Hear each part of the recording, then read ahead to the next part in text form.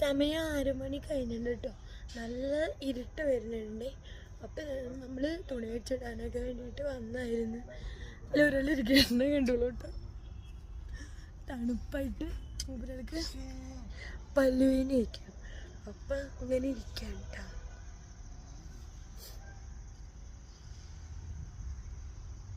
പിന്നെ എന്തൊക്കെയുണ്ട് വിശേഷങ്ങൾ?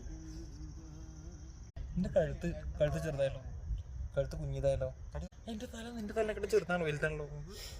അതാണ് ഈ ബുദ്ധിയുള്ള ആൾക്കാരുടെ തല ചെറുതായിരിക്കും.